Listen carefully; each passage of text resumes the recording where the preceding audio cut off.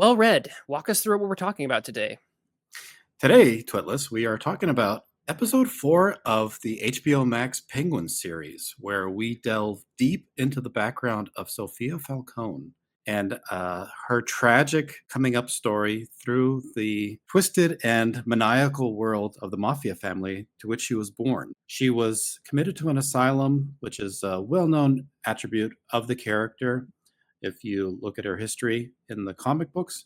However, here it takes a dark and twisted turn, as her father is the one who's responsible for putting her into the asylum after trying to cover his tracks for several heinous crimes that he committed, and would like to find a proper scapegoat for, choosing his daughter to take the fall in his place. All right, and we're also pairing this with because it's one of the two stories that I think really deal with Sophia Falcone, Dark Victory, which is the follow-up to the critically acclaimed seminal tale Long Halloween by Jeff Loeb and Tim Sale, the inimitable Tim Sale.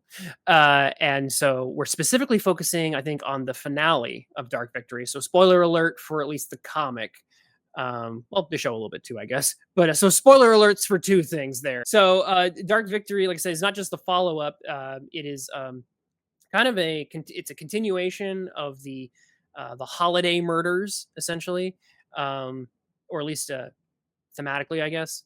And in the killer on the loose in Dark Victory is the Hangman.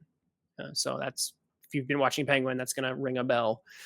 And in issue 13, we find out exactly the identity of who the Hangman is. It's been a big mystery throughout the whole thing, just like the holiday killer was in Long Halloween. All of this wrapped up in the Falcone crime family as well. It's both of these stories are kind of dealing with the mob focus aspect of Batman's lore, kind of or almost a transitional period to where it really starts to become more about the freaks of Arkham. So that's kind of Dark Victory. Is that the case? That's actually an interesting way to go. Like, was there a period in Batman lore where it hadn't really found the freaks and geeks kind of cast of the Rogues Gallery, right? Isn't that what they're called? Like, is this like a pre-Rogues Gallery era for Batman, where it just thought that Gotham had to be populated by crooks and gangsters? Well, they're definitely like they have a strong presence in Dark Victory, but the focus is definitely, I think, more on the crime families. So it's not like Joker running Gotham. Joker's there; he actually does play a kind of an important role in a couple spots. Although I'd say it's more of Two-Face's story. But the arc that I think Loeb's trying to give to readers is essentially this idea that there was a time where the mafia really were running Gotham, and then the freaks show up, and then it kind of gets handed over to them almost in a way. In the historic comics, I mean, yeah, both that and Superman, I think you have more gangsters before the supervillains show up. But I think there's some early stories where Batman fought some, at least some weird stuff. They killed some vampires in an early issue. So at least there were Draculas early on. There was that doctor. He appeared in like several issues. Hugo Strange. Hugo Strange was like the first, I think, recurring supervillain for Batman. Yeah, that's right. What's interesting though is the Matt Reeves universe is taking a similar approach. It's been established in that mafia setting, and a lot of the villains that Batman pursues are mob bosses. But the freaks come out to play. And a lot of them do revolve around Arkham Asylum. In the movie, we were introduced to Joker as being a cellmate for the Riddler. Here, I almost thought they were introducing Harley Quinn for half a second. But I think if they decided to do that in a future episode, it would be a very interesting way to continue to bring in more of the psychotic elements that the Batman universe is typically known for. Are you talking about with Magpie? Yeah. Is that what you thought? Okay, yeah. Initially, yep. I thought that would have been a pretty neat way to start developing the Rogues Gallery a little bit until, Sophia Falcone decided to smash her head into the table. So kiboshed that. Was that a real villain, or was that just someone they made up just so they could kill her off in one episode? No, I believe Magpie is a rogue Batman. Batman has a very deep rogues gallery, and a lot of them don't get a lot of play because of the well that gets visited, especially for films, tends Mm, to be very narrow. Riddler's yeah, been surprising. Riddler's actually gotten twice so far, at least in film. But he's got one of the deepest benches. It's like Dick Tracy level. Him and mm, Spider-Man, very, very deep. So many characters you can pull from, and we always end up with the Joker. Mm, unfortunately, to be honest. But yeah, Zaz is one of the ones who is supposed to appear eventually in the Matt Reeves universe, and I thought that that is That makes a lot definitely, of sense. yeah, and that's also digging pretty deep in terms of the rogues gallery to dredge up that character. But today we're talking about Sophia Falcone and her story arc and how it's being treated in the Matt Reeves Bat universe, and specifically in this episode of the Penguin, versus how it's been treated in the comic book. And the two are very distinct, although having some yeah, overlap there to maintain some core consistency of the character. In the show, she's a victim of circumstance, and her father committed some heinous crimes. This isn't really introduced early on in the series. Initially, it just appears that she's always been insane and possibly had murdered people before. So it wasn't exactly clear that she was essentially a person that was driven to this condition and into the unfortunate setting that she currently finds herself in.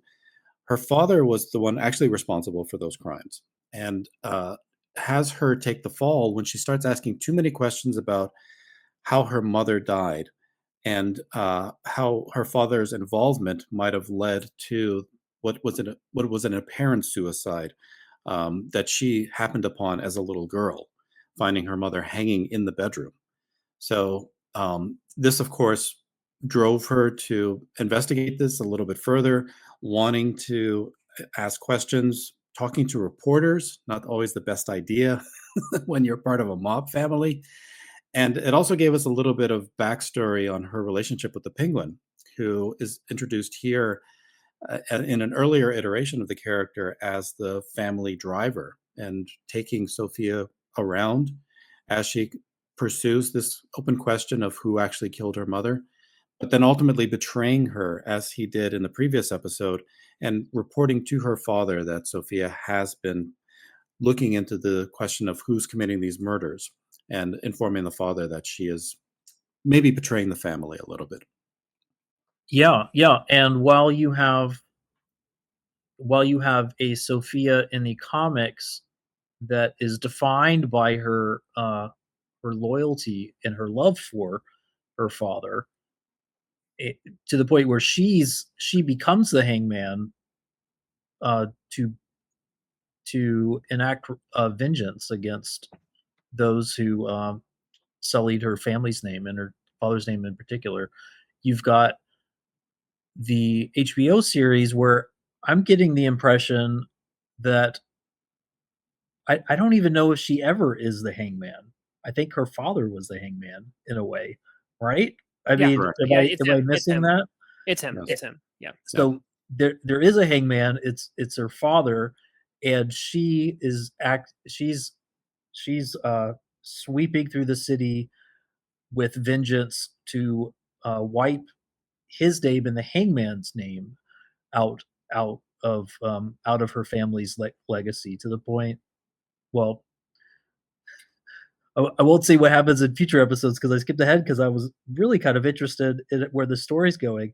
And as we summarize it, I'm getting less and less thrilled about it because this is something that we've kind of brought up in previous reviews is that it can become challenging to see where Batman can exist in this story if you start to uh, lionize these particular characters too much, and if you let them fill that space of what justice looks like or what heroism looks like or what um, an arc of a particular character coming into their own and caring for others and doing what's right and beating up worse people around them. If you let them fill that space a little too much, Batman is going to look really silly if he's ever introduced at all in this story.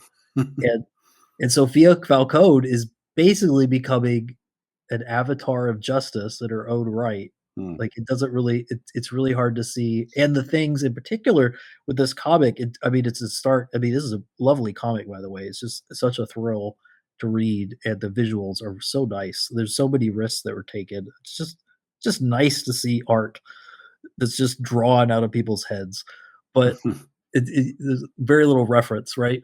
But, Let's take a brief pause to hear from the awesome creators joining us today and find out what cool projects they're currently working on. Hey guys, if you love sword and sandal historical fiction with a healthy dose of ancient Roman and Egyptian fantasy mixed in, then check out Kyrie. We've got 450 pages printed so far, a fourth book on the way. Order your books today at curiecomic.com. Modern day, classic superhero storytelling.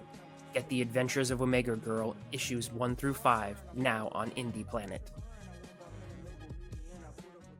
Thank you to our awesome creators, and now back to the video.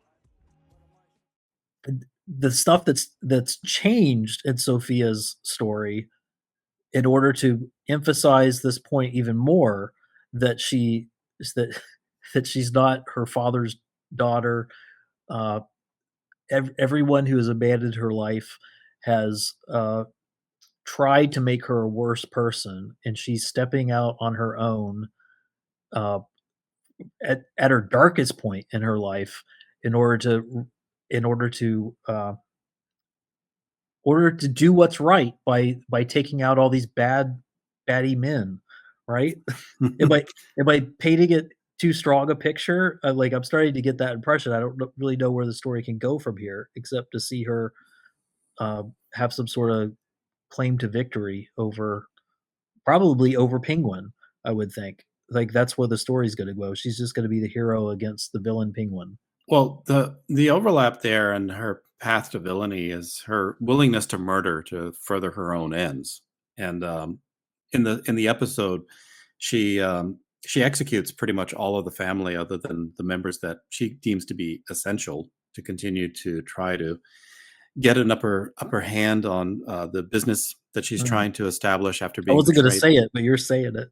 Yeah, spoilers No. after the fact. But yeah, she's more than happy to do what's necessary, even though she didn't intend to set off on that path originally. Once she's been dropped onto it and has to walk it further, she takes it to its ultimate end and does what's necessary. And the same thing happens in the comic book, but she does it for different motivations. She wants to honor the legacy of her father, but she's killing her own family in that iteration as well. And she's pursuing this goal of trying to get revenge for the family's honor and the family's name. So Sophia is ultimately always a very selfishly motivated character when push comes to shove, and she's cut from that cloth of personas. She is the daughter of a mob boss. The apple doesn't fall very far from the tree, and she's more than happy to get a little blood on her hands if it means that her ultimate whims are satisfied at the end. So I've got a couple of medium salsa takes, I guess. Not super hot, but medium takes on both Dark Victory and this episode. I think they're both strong in a lot of ways, but they are not perfect. They're not unassailable critically, and they're not necessarily even my favorite. For example, I do appreciate Loeb and Sale's storytelling, um, and Sale is, definitely a very has a very unique take on certain superhero characters. But he's not Jim Aparo. You know what I mean? He's not like that classic Batman character, Batman, that we get through the 70s and 80s that kind of becomes quintessential Batman in a lot of people's minds. And so, there's it's good, but not, because it's so unexpected in some ways. The way he draws the Joker, for example, is so grotesquely distorted Sometimes it's just hard to see the character that I'm used to seeing. One thing, and when it comes to the show, there's some issues, and this is a very strong episode of television, and my wife was watching it with me, and even though she had to kind of look away during some of those brutal Arkham scenes, she said this actress is really selling the, like, she's really owning this role. This is a very good performance. Absolutely. So yeah. So again, Kristen Milioti needs to be nominated for an Emmy for this. Needs to win it just for the performance alone. She really does a good job with the material. She's better Um, than Farrell, in my opinion. I think I might be on the fence at certain points, but I think I could be convinced of that. But I Mhm. will say that there are some weaknesses here, and there are things that don't fit for me. There's two of them. One of them is the fact that they wanted so hard to sell this idea of her being a victim as kind of an interesting twist on the character that they make her way too innocent. So the whole episode Yep. starts with her being like, "I just want to help poor women," and she's like, "My father's a murderer. What? Whatever do you mean?" And Yeah. I'm like, "Are you serious? Like, Right. you're the daughter of a obvious mobster. Everyone knows it, and you're Yeah, she shocked." wanted to take over the family business. Yeah, What yeah. did you think it was? Like, Yeah, Exactly. yeah, flower sales or something? yeah, exactly. And but No. they make her so pure, and I was like, if they'd made her a little more gray, I would have bought it more. But she's just this sweet little ingenue, but the poor bad man, her father, just locks her up, and that just makes her bad. And I'm just like, come on, come on. I had a hard time buying that aspect. So with its strengths, I struggle with that. The second issue I've got is her identity is Hangman.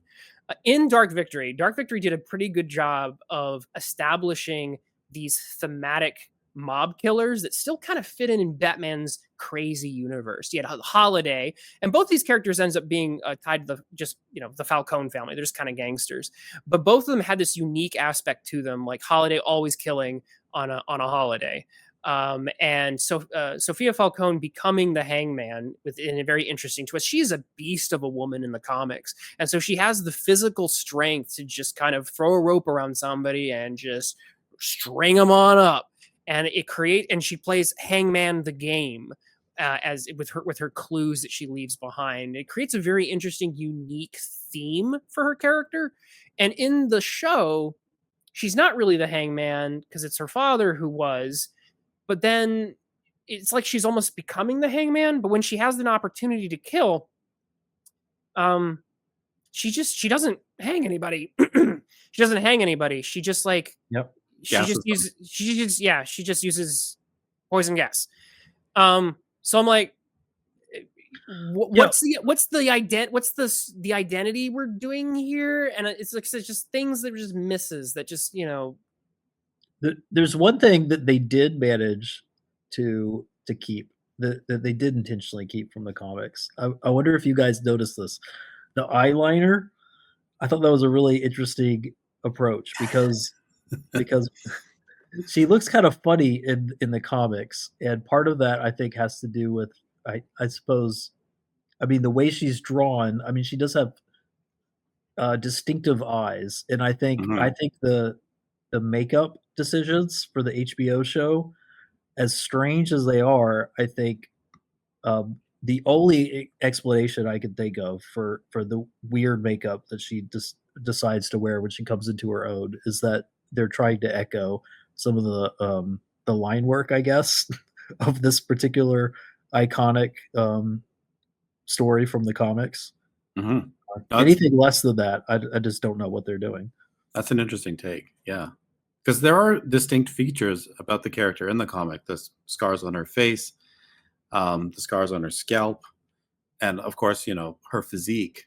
But none of that is transferred over into the show. she's basically Frankenstein by the end of Dark Victory. Exactly. Yeah. But yeah, the makeup, that's interesting characterization that they decided to preserve.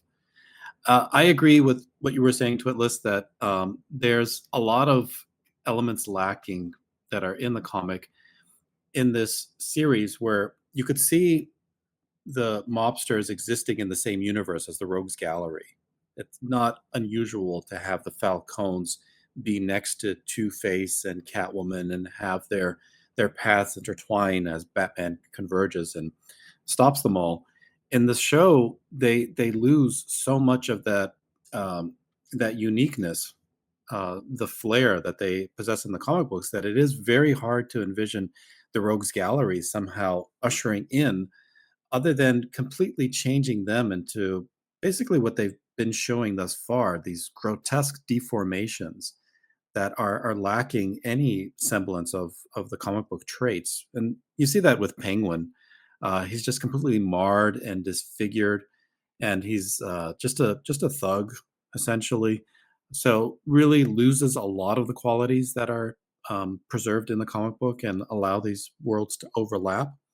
And this world here just becomes its completely own entity, its own beast. And the representations that it's hoping to preserve there, it's not clear how it has to then envelop and morph Batman once he is fully immersed and interacting with all these characters within all of these dynamics. So we're probably going to get a very different Batman, I think, after this world has been fully fleshed out through this series and through the retelling of all of these characters' backgrounds when he finally does make his appearance. That's I a just fascinatingly optimistic take. I really hope that pans out for you.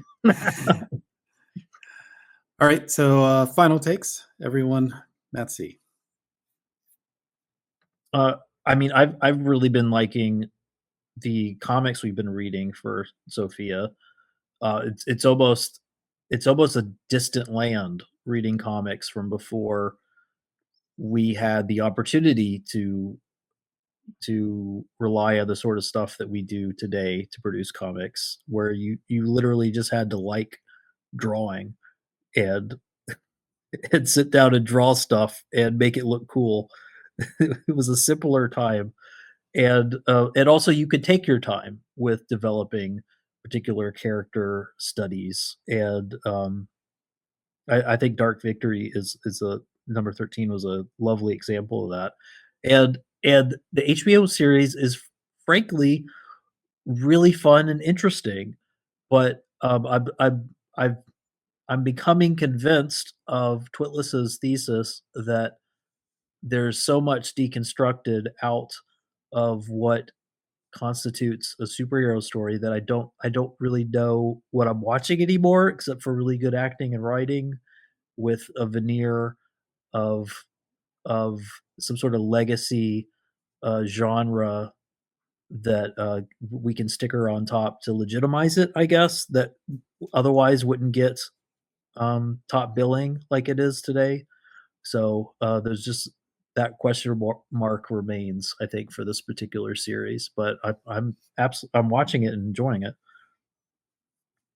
So even if it doesn't deserve it, I think this episode of Penguin has like some sort of record. It's like an IMDb's like highest rated television show ever, or Yeah, something, or it's this wild. particular episode. Yeah, so that might be overrating it a bit, but it's still a solid show in many ways, and this is definitely a solid episode of TV.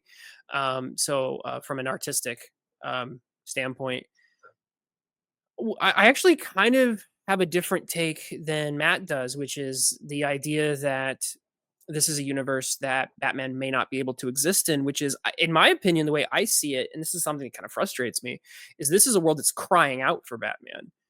The world is so broken and so unjust. This is exactly the type of universe that cries out for a superhero to come in and save the day. The problem is that he doesn't show up. And so every time where I'm like, and he should crash in with the Batmobile now, or he should be swooping in now, and there are many Batman stories where in these moments Batman would have intervened already. Go back and watch the old animated series. He's intervened at Arkham before and dealt with abuse of in the inmates there. I think was it lockup or something specifically dealt with that. There was a guard who was just like being abusive to the inmates at Arkham, and Batman comes in and cleans house. So like these are things that Batman is primed and ready to come in and intervene in, and this show is deliberately shelving him. And like I said, it just makes me mad because I'm just like, I just want Batman to come in. He won't have it happen. You need another man saving the day, Twitless. I just don't think you're going to get the Batman you're expecting to see, honestly, just by how much this world has changed all of these characters to accommodate the theme and the tone that they're trying to establish here. The end point for the Batman puts him there, though. That's the point. The arc for the Batman is ending on the area of I'm supposed to be an aspirational symbol. I'm not supposed to just be angsty vengeance man. Because angsty vengeance was like it. Like, what am I doing the vengeance for? Like, the person I'm doing the vengeance for is flawed. He's not the perfect. He had feet of clay. And so I need to be more than that. I need to be I need to save people. I need to look them in the eyes and let them know there's going to be a better tomorrow. I need to stand for something. Like that was what the ending moment for the Batman was. So like I liked that. It's one of the things about the movie I really kind of enjoyed. Which is really weird that they would have the film. I mean, the film goes through the mud and the muck, but to then try to end on that note only to drag us all the way back with Penguin tonally is bizarre. So I don't know. It's still a ride that it has some enjoyable aspects to it. So but definitely check out Dark Victory. Dark Victory is a solid comic. I do think they might have just around the point where I think they were starting to wear out the welcome with the whole Long Halloween. It's over. They ended it. I think so. Doesn't totally overstay its welcome, and it's an interesting twist and an interesting mystery. Both Long Halloween and Dark Victory have some interesting mystery twists as you try to figure out who the killer is. Sometimes with Batman, there's not as much mystery of the whodunit. So it's kind of cool when you can pull off whodunits in Batman's universe. Because typically when there's a crime and you see everyone with smiles plastered on their faces, it's like, well, I think I know who did it. The mystery isn't about who did it. The mystery is like how to stop the bad guy. And so Loeb and Sale were able to spin some tales where there was actually a little bit of, I don't know who did it. So, yeah. Yeah, Long Halloween and Dark Victory spawned a lot of collaborations between Loeb and Sale. Their work combined was very very respected and well received at the time, and there were several Marvel iterations. I would argue that Dark Victory is probably Sale's strongest work in those collaborations. That was the one that appealed to me the most. He did take a lot of risks there. He played it a little bit more safe, I think, with Long Halloween, and really let his wings spread within Dark Victory. And Loeb turned up the intensity here. I think Long Halloween was a little bit more subdued, focused on the mystery, and here they just cut loose.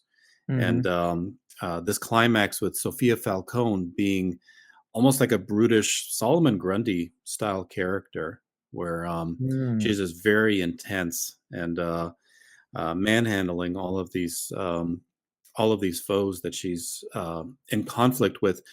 What we didn't mention is she actually is also very clever and deft. She spent a long time faking an injury and spent most of the series in a wheelchair, leading up to the revelation where she actually is in physical form to be able to battle with the Batman and give him what for before she ultimately succumbs to justice. So I thought Dark Victory was a great retelling, and also introduces Robin, which is an interesting twist in this world, unexpected given its dark tone, and just like Dark Victory entertained lighter elements within the darker tone. The HBO Max Penguin series would hopefully lead to that beacon of hope that you're describing, Twitless, and maybe Batman does come in and shed some justice and shed some optimism into this very dark and dire world that's being painted here. I'm not convinced completely that we'll get any Batman representation that we've seen before. I think he does have to morph into something a little bit tonally darker than what we're used to in any other previous iteration, so that he can converge and thematically gel and mesh with the character arcs that are being established here thus far, without jarring the narrative that's being